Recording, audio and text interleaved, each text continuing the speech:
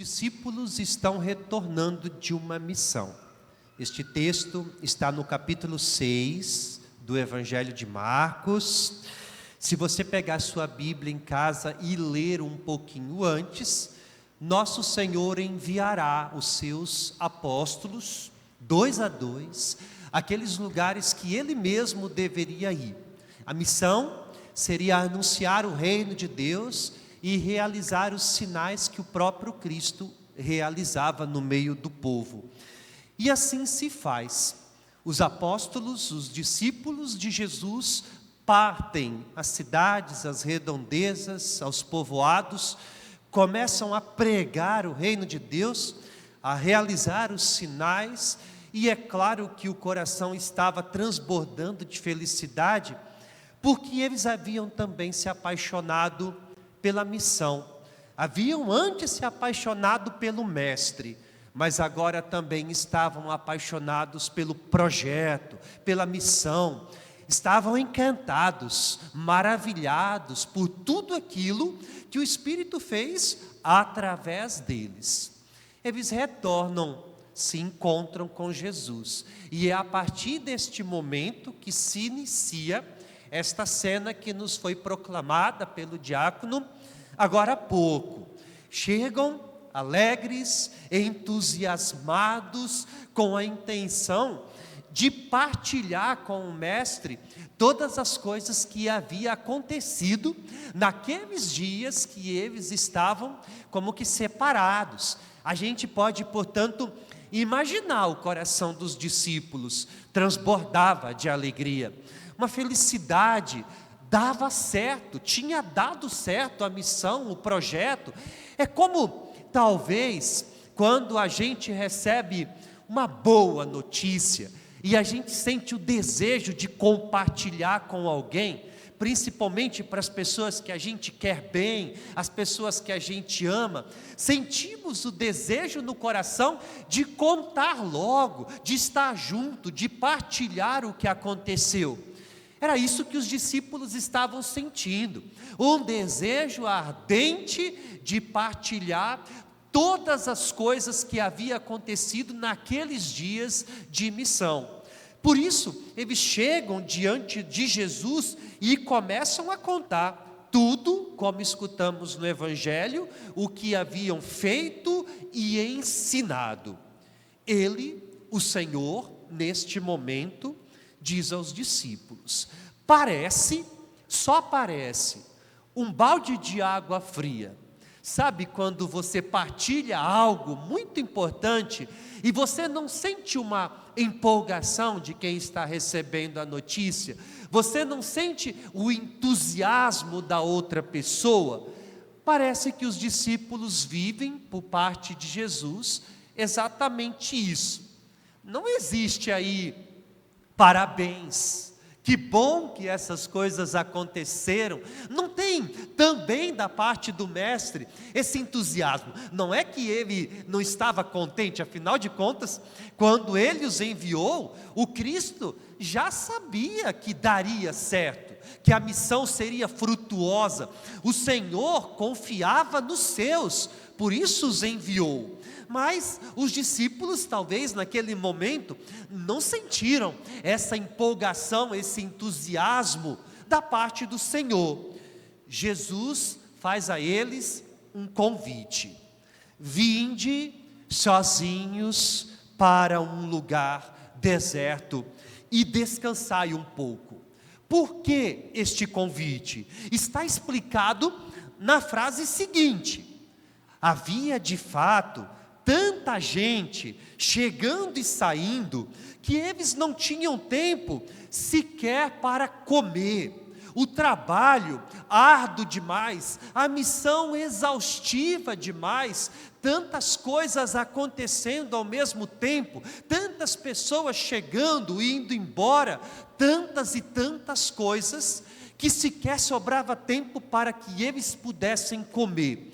E é por isso que o mestre, sempre movido por compaixão, porque é a atitude de Deus agir para com seu povo, sempre movido por compaixão, olha para o coração dos discípulos e sente o abatimento, sente o cansaço que havia chegado e a necessidade de se retirarem, de estarem sozinhos.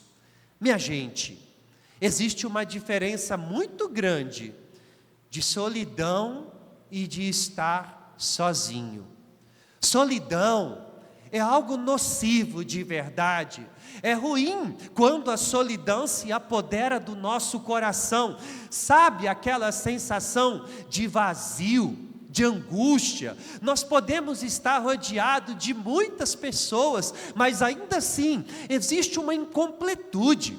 É como se tivesse faltando algo. A gente não tem alguém que seja um suporte, que ofereça a mão para nos levantar quando estamos lá no chão, perdidos. Não tem ninguém que enxergue por nós em meio à escuridão, aos desafios da vida. Nós gritamos socorro e não somos ajudados, atendidos. É horrível quando a solidão se apodera do nosso coração, porque a gente deixa de sentir até mesmo a presença de Deus. É ruim, a gente precisa vencê-la.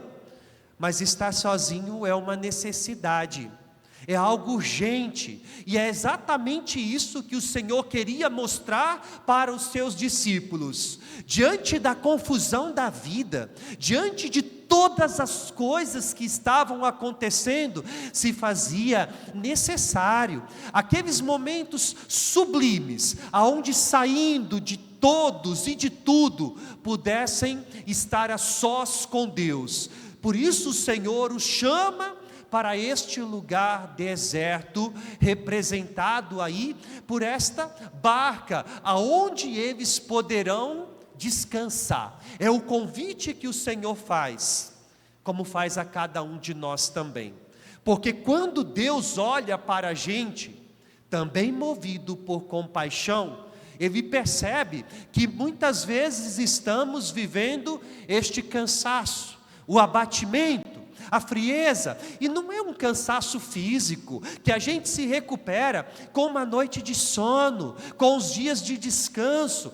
É o cansaço da alma, que tantas vezes chega na nossa vida, que nos tira a força, que vai aos poucos fazendo com que a gente perca o entusiasmo, e a gente vai se esquecendo que só podemos descansar de fato quando nos retiramos para estar sozinhos com Deus. Esses descansos, estes momentos sublimes, eles são necessários à nossa vida, assim como o ar que nós estamos respirando neste momento. Não duraria muito. Não sei se vocês perceberam, mas no trajeto de um lado para o outro, a barca estava em um lugar à parte, as pessoas já começaram a perceber que eram os discípulos e todos saíam de todos os lugares. Quando chegaram do outro lado, já estava todo mundo lá. Iria começar tudo de novo, a confusão, as necessidades, a missão, o anúncio, tudo iria começar de novo. Mas houve um tempo para estar a sós com o Senhor. Veja bem, eu acho que nós estamos nos esquecendo desta urgência nas nossas vidas. Nós estamos se esquecendo de que se faz necessário estarmos sozinhos com o Senhor, em um lugar à parte, reservado. A vida é muito corrida, são muitas coisas, e também para vocês às vezes não sobra tempo para nada. Acordam, trabalham, passam o dia fora, chegam, as coisas de casa para fazer, as inquietações, as angústias, todos os problemas, às vezes vem tudo ao mesmo tempo, como se fosse um turbilhão de muitas coisas, e a gente vai aos poucos se sentindo da mesma forma, como que cansados, abatidos, parece que nos falta força, a gente já não vê mais o sentido em nada, ânimo em nada, e isso vai aos poucos fazendo a gente se esquecer desta necessidade de desacelerar um pouco, de fazer essas paradas necessárias, aonde nos colocamos diante do Senhor e ali Ele nos fala. Até os nossos momentos de oração, que são momentos sublimes, aonde nos retiramos para a barca, são inexistentes. Vocês podem ver que talvez, para muitos de nós, a oração, ela se transformou em algo tipo corriqueiro, habitual. Se eu perguntar para vocês, como que você reza? Qual é a relação que você tem com o seu Deus? Talvez se resume a tirar 2 minutos do final do seu dia, rezar um Pai Nosso, uma Ave Maria, um Santo Anjo, traçar o sinal da cruz sobre o seu corpo e aí encerrar a tua relação com Deus. Não que isso não seja importante, é claro que é, mas chega um momento que a gente precisa progredir na fé. Chega um momento que a gente tem que subir os degraus, a fé precisa ir amadurecendo, e a gente vai percebendo a importância de criar intimidade com Deus. Sabe, aqueles momentos aonde eu desacelero, aonde eu tiro de perto de mim o celular, as vozes, os barulhos, e ali eu permito que Deus venha falar ao meu coração. Aquela experiência de sentar do lado de um amigo, de falar as coisas que estão dentro do coração, aquilo que eu estou vivendo, como que Deus deseja saber de sua vida, como que seria bom se você pudesse ir aos poucos falando o que está dentro do seu coração para Ele, e principalmente deixar Deus falar. Nós vivemos num mundo aonde cada vez mais se é difícil escutar Deus. Nós não escutamos mais o Senhor. Deus, Ele fala baixinho, é discreto, suave. Quantas vezes a gente tem esta angústia por não entender aquilo que Deus está falando? Não consigo escutá-lo, não consigo entender os seus sonhos, os seus projetos, os seus planos na minha vida. Não é que Deus não esteja falando, não é que Ele não esteja falando ao nosso encontro, ao nosso coração, é porque tem muitas vozes, é muita gente falando ao mesmo tempo, é muito barulho, é uma vida agitada, que não nos sobra mais tempo de estar sozinho com Ele, de subir na barca, de senti-lo, de desejá-lo, de ter no coração esse desejo de estar com o Senhor. É por isso que Ele olha para nós com misericórdia. E se a gente começasse a viver isso, nossa vida mudaria. As pessoas sempre perguntam isso para a gente: Padre, como rezar? Quanto tempo eu devo rezar? Primeiro de tudo, eu não concordo com esse negócio do tempo cronológico, sabe? Para Deus não existe um tempo, até porque no céu não tem relógio, no céu não tem minutos, horas, dias. O céu é um eterno presente, e a oração antecede o céu. É como se nos desse um pré-anúncio daquilo que viveremos no paraíso, de maneira que talvez, se eu ficar 2 minutos honestos e sinceros, valerão mais que horas.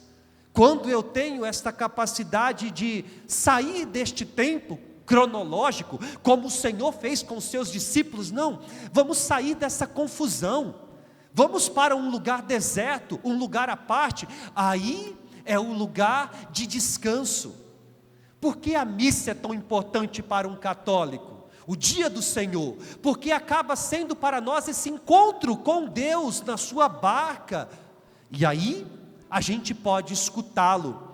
A semana ganha um sabor novo, um sentido diferente. Quando rezamos na nossa casa também, é a capacidade de entregar a Deus tudo aquilo que somos, tudo aquilo que temos. Gente, olha, se me perguntar hoje, por que tantos casamentos não dão certo?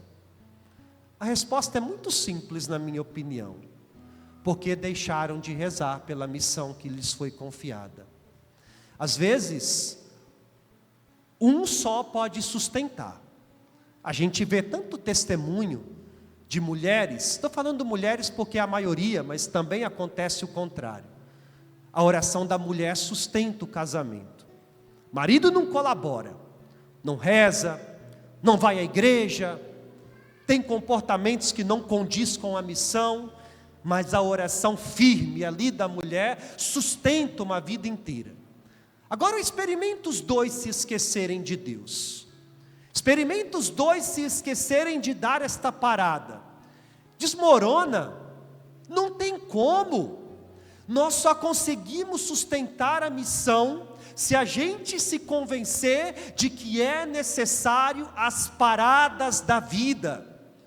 Mesmo um padre, se ele não se convence de que precisa parar para escutar Deus, não convence, não permanece, não dura.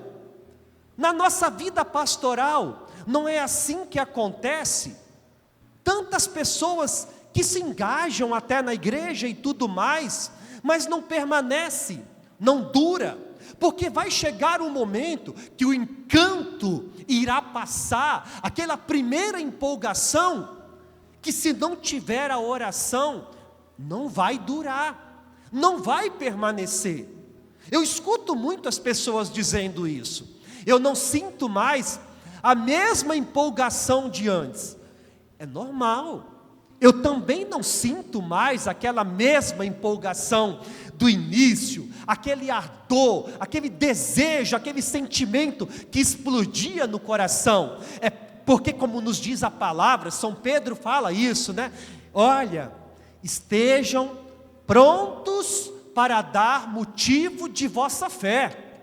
Porque vai chegar um momento que não será sentimento, será a fé provada, testada, a fé rezada, aquela fé que está muito além das nossas forças físicas. Por isso, Senhor, olhando para nós e percebendo que talvez estamos vivendo mesmo o cansaço, o abatimento, Ele olha para nós com sentimento de compaixão. Olha para cada um de nós e sente isso, como ovelhas que não têm pastor.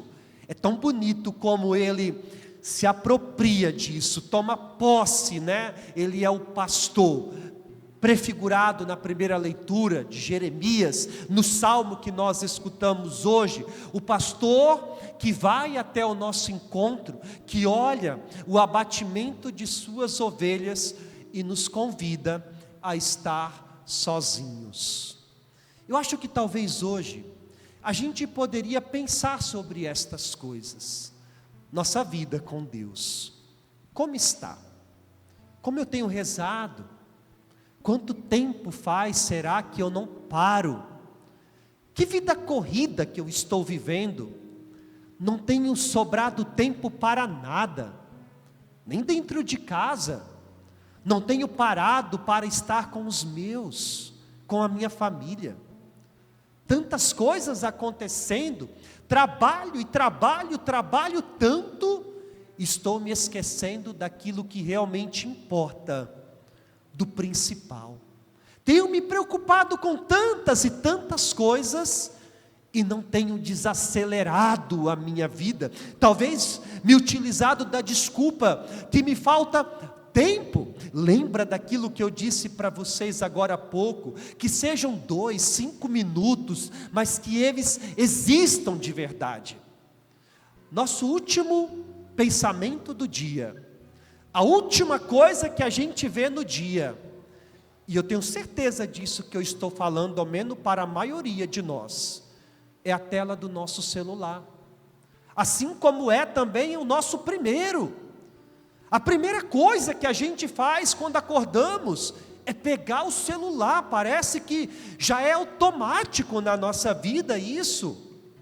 Vozes, barulhos, mesmo as nossas igrejas, que deveria ser um lugar propício de oração. Quando eu chego aqui, sempre um barulho. Não estou dizendo das crianças que não respondem por si, estou dizendo de nós velhos mesmo. Em vez de a gente aproveitar os momentos sublimes, estamos conversando, dispersos. Aliás, como a gente tem dificuldade de silenciar, parece que o silêncio incomoda.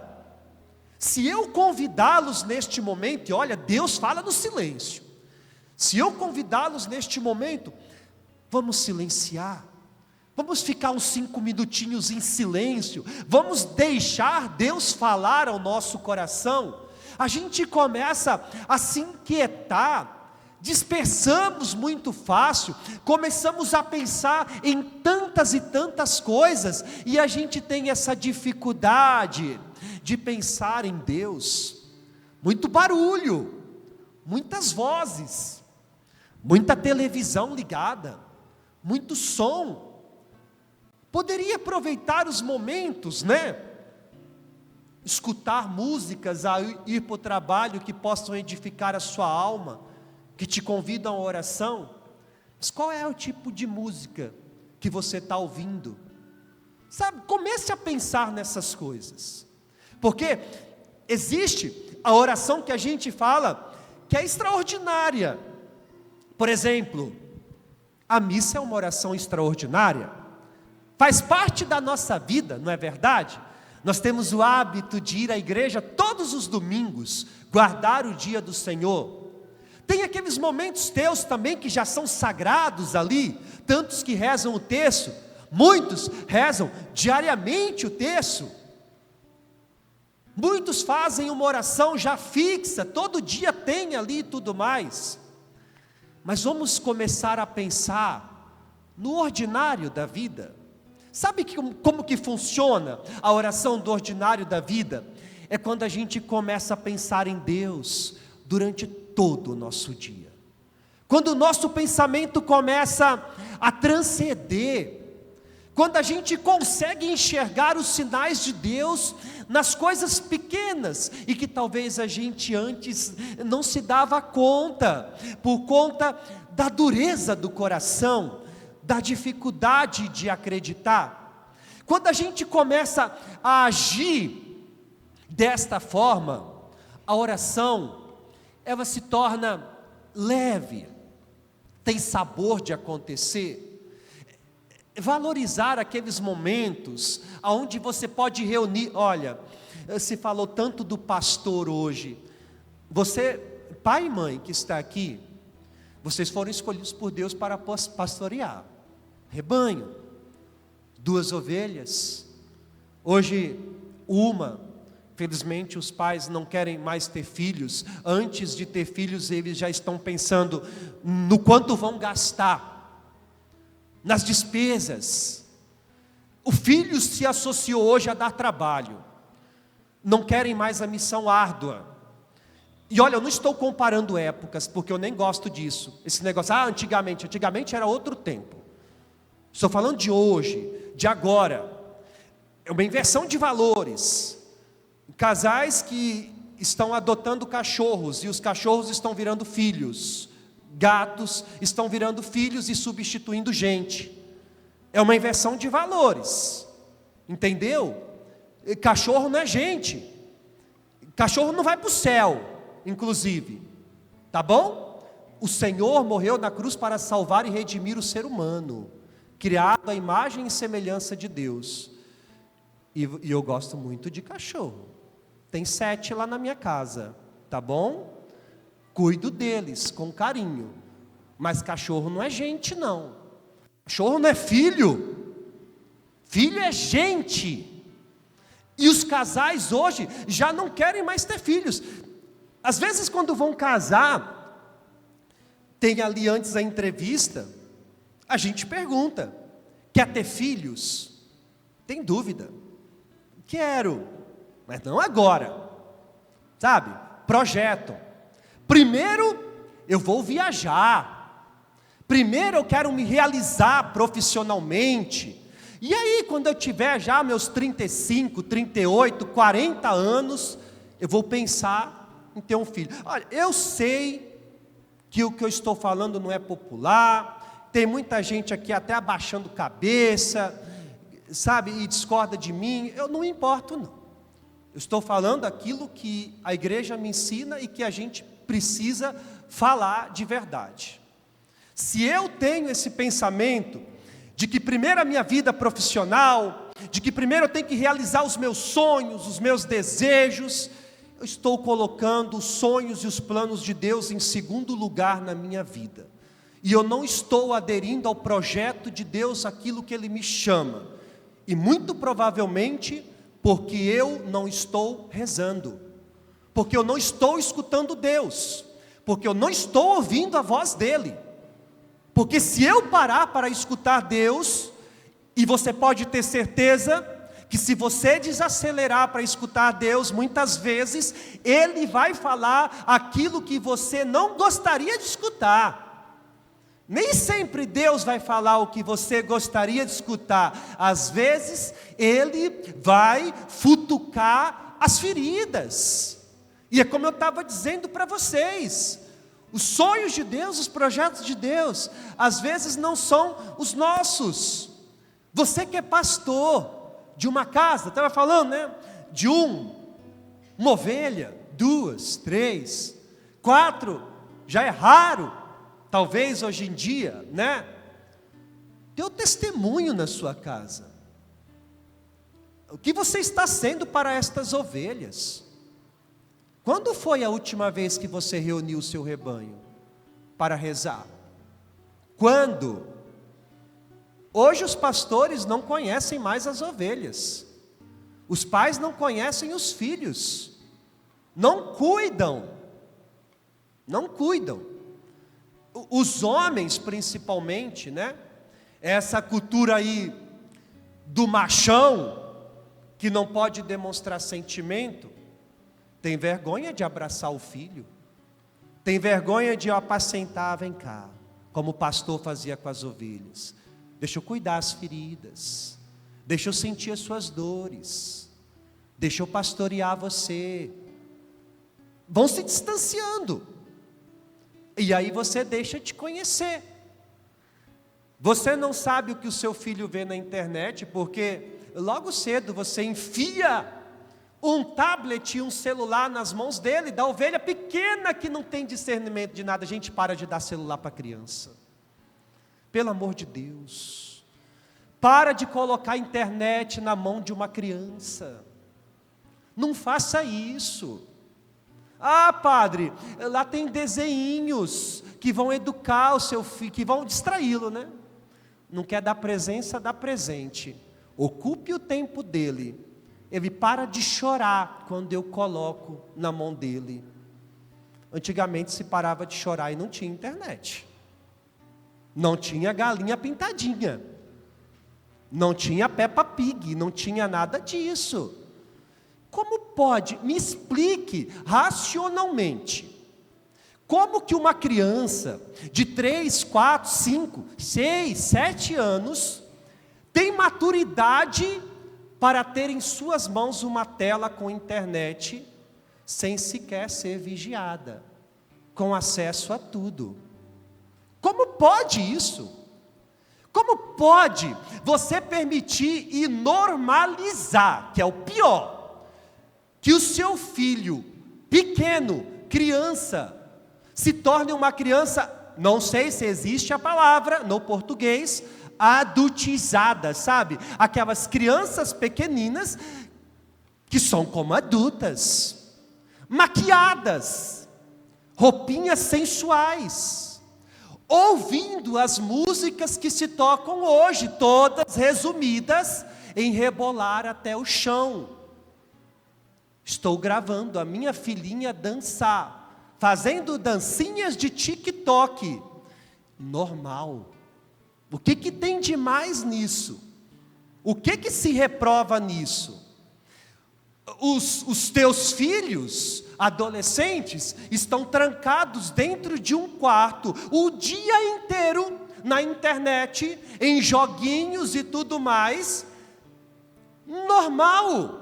Porque se você brigar alguma coisa, eles fazem greve de fome, ameaçam fugir de casa.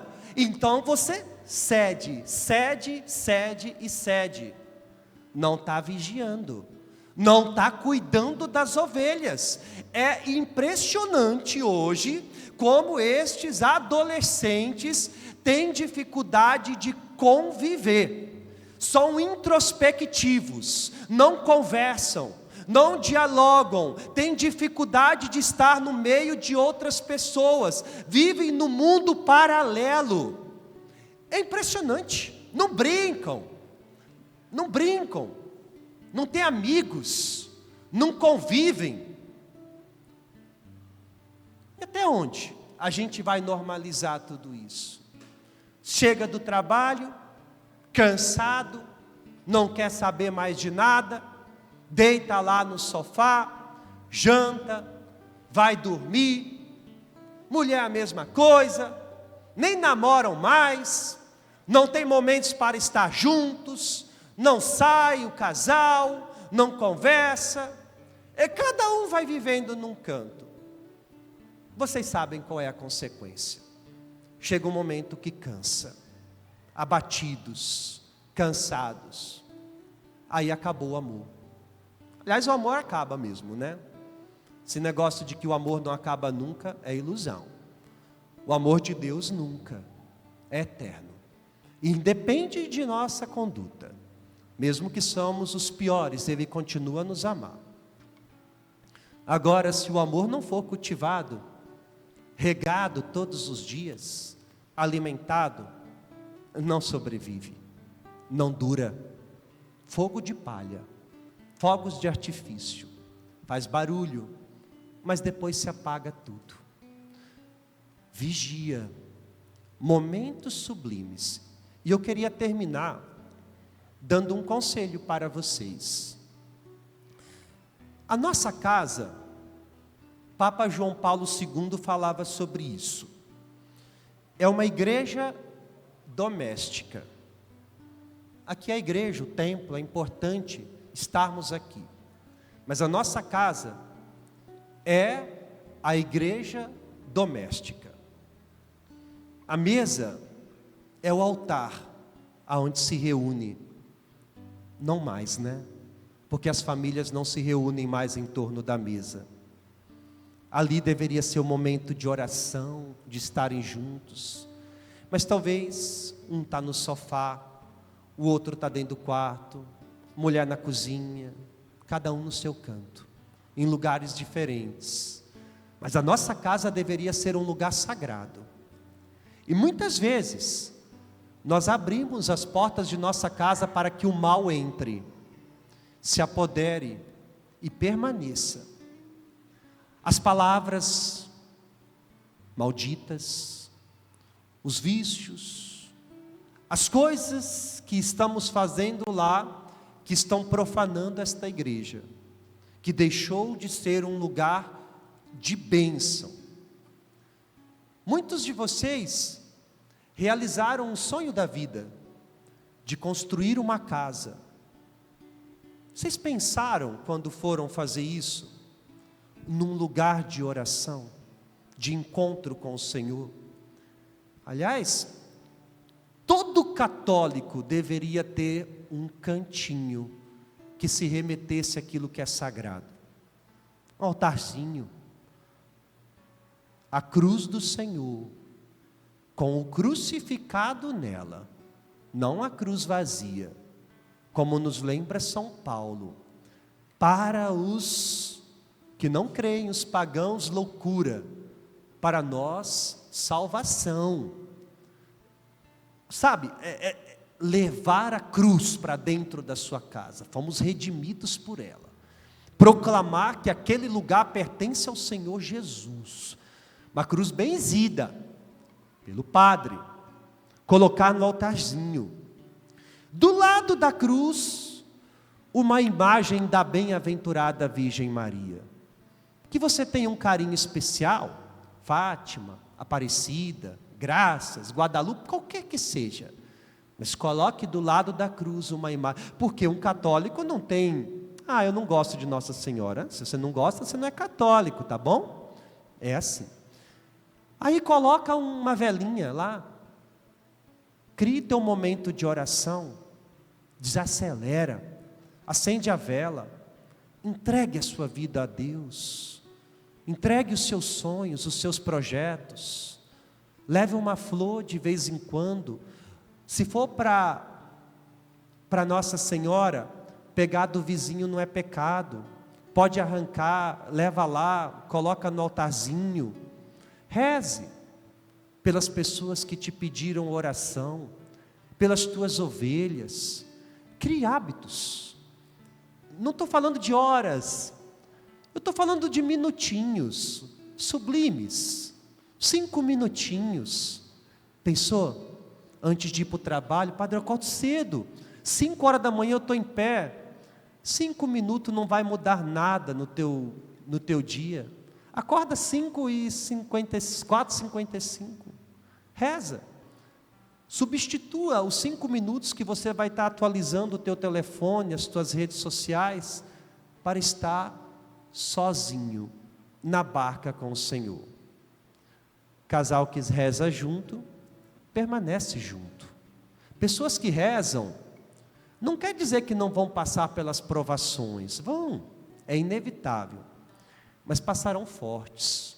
Sempre com esperança no coração de que o bom Deus sempre nos reserva o melhor. Como nos lembra a palavra, as coisas que os olhos não viram, as coisas que os ouvidos ainda não escutaram, são os bens que o bom Deus tem preparado para aqueles que creem.